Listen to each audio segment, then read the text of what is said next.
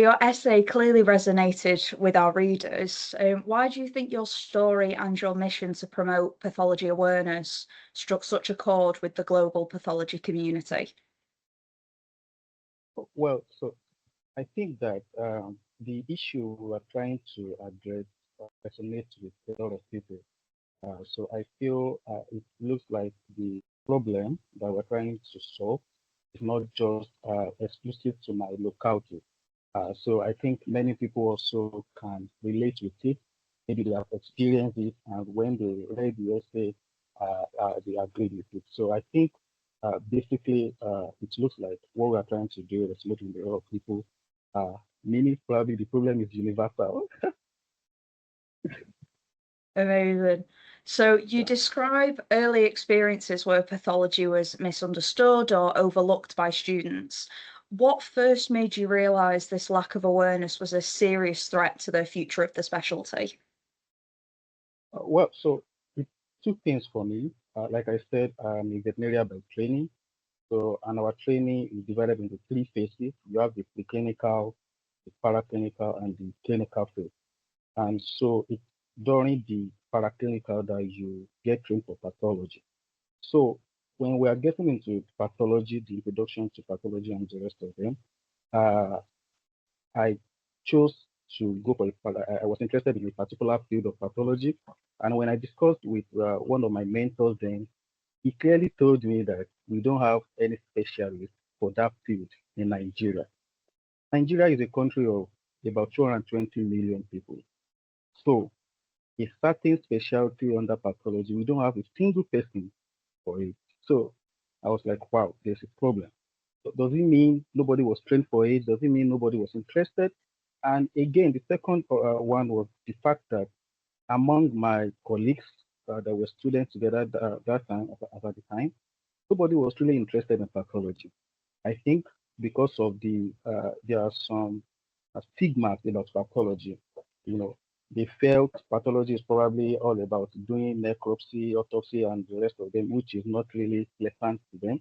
So that was when I discovered that the present, which was forced as youth back then, nobody was interested. And the current elders, let me put it that way, for example, the specialty that I was going to go for, nobody was there. So it showed clearly that there is a lack of specialists in that field. Mhm, exactly. So the Future Vet Pathologist Club was the first of its kind in Nigeria. How did you go about building it, and what were the first signs that it was making a real impact?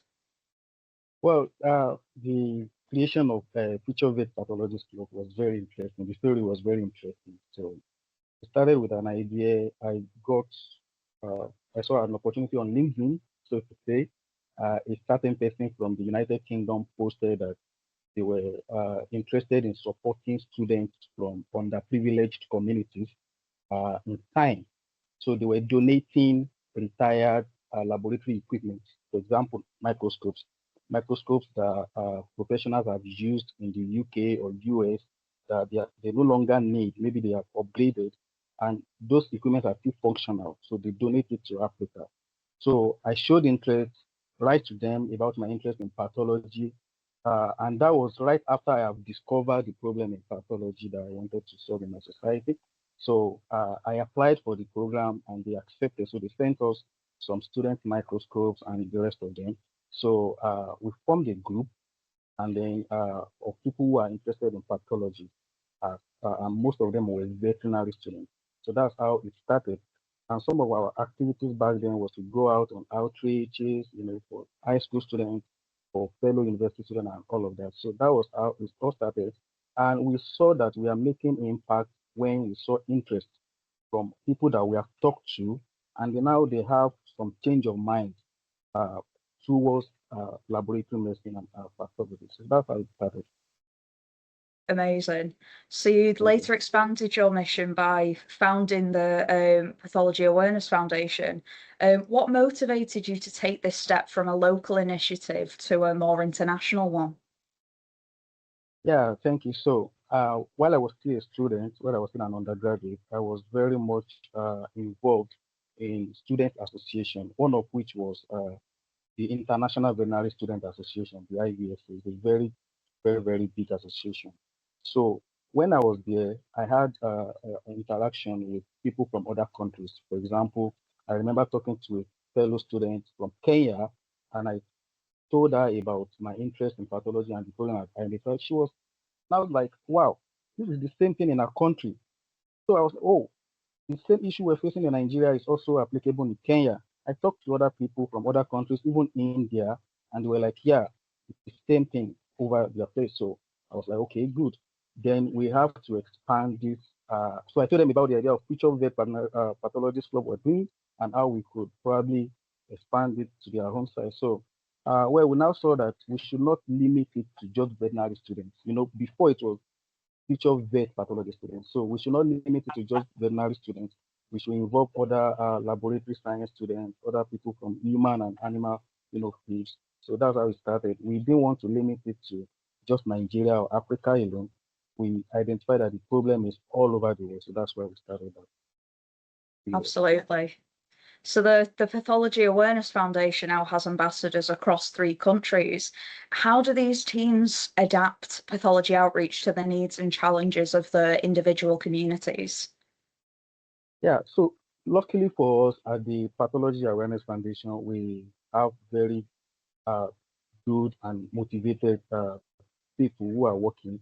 And so we started by coming up with an idea that we should have representatives in those countries. And so what helped us was that people that were working together, we have similar goals, we have similar interests. So it was very easy for us to agree on what to do. And when somebody comes with a very impactful idea, it's very easy for us to agree with it and work on it. So it's a non-paid service because people are not getting paid, but they are very interested because this problem is very dear to them because they know what we are trying to do. And so they are able to agree with what we want to do and expand it. Even some people come up with ideas without even being told. So it's very easy for us because we have a very great team. Amazing. So your essay highlights outreach to both high school and university students. Why is that early engagement so important for sustaining a strong pathology workforce? Well, if you check it, I'm from Africa, and more than 50% of African population is under 25. So African is a very young continent. The majority are youths below 30. So, like I said in my story, that the current generation will be the one to take charge in the future. So there's a statement we normally use in our organization. We say, catch them young. So when we focus on the youth and we are able to demystify the myths around pathology, they will go up to become the professional we are looking at. They will go up to fill the gaps we have identified. So it's very important for us that we focus on the youth. For example, the elderly, or let me say the adults, they already have a lot of responsibility. They already have chosen their career path.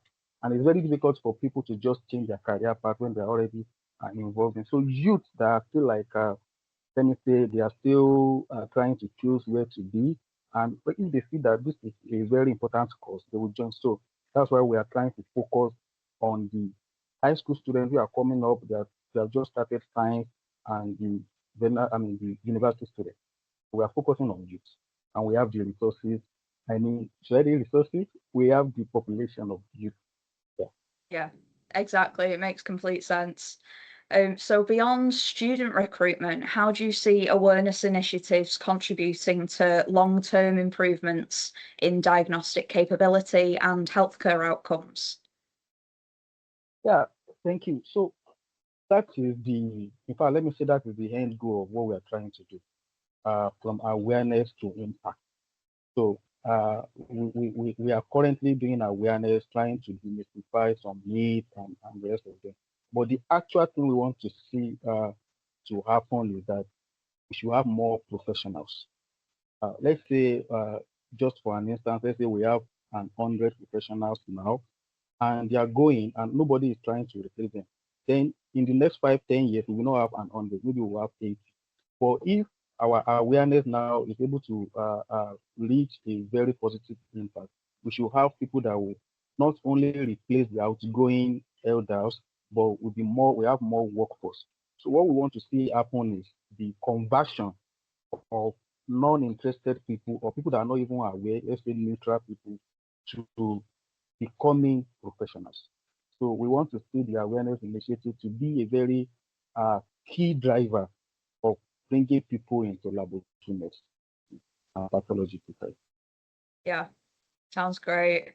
So the reflecting on your journey so far, from student advocate to founder of an international foundation, what's been the most meaningful outcome for you on a personal level?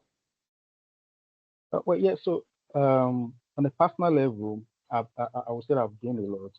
I have developed some leadership skill. For example, I'm no longer dealing with just people from my own locality. I now deal with people from other countries. And so it takes a lot of self-development. There were things I was not able to do before that now, because of this, I have to like develop myself. For example, my communication skills. And I used to be very shy, yeah, So, but now I have to address people. I have to talk to people. I have to share my ideas. I have to communicate. So, on a personal level, I have gained tremendously. I would say honestly, from leadership skills and communication skills, and also I've been able to meet both physically and virtually professionals, people that have gone ahead of us. That in fact, some people that have even tried to do what we are doing and share ideas with us and the rest of them. So it has broadened my network. It has given me leadership skill and communication skill. Yeah, that's fantastic. So we've already come to the end of my questions, but is there anything else you'd like to share with our readers? Okay, well, so first I want to thank the leaders for voting me as their favorite. And so I want them to see beyond just young people trying to, make awareness. If there's any way they can also contribute, even in their community, or maybe using some organization as proxy. Like I mentioned earlier, it was, can you believe that the person that actually sent us the microscope, I don't want to mention their name now for privacy, they are not even in science.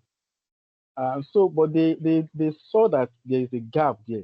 They are not in pathology. They are not in life sciences. The person was a computer scientist. Sorry, they are not in life sciences. They are computer scientists. So, but they cannot directly involve themselves because we're busy.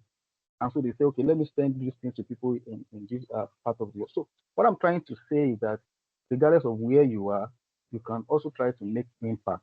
You can contribute, whether you're in Europe, you're in US, you're in Africa. Please uh, try to also contribute to this cause we are trying to do. That's Yeah, perfect. Thank you so much, Blessing. It's been an thank absolute you. pleasure. And congratulations again. Thank you so much. Yeah, I appreciate it.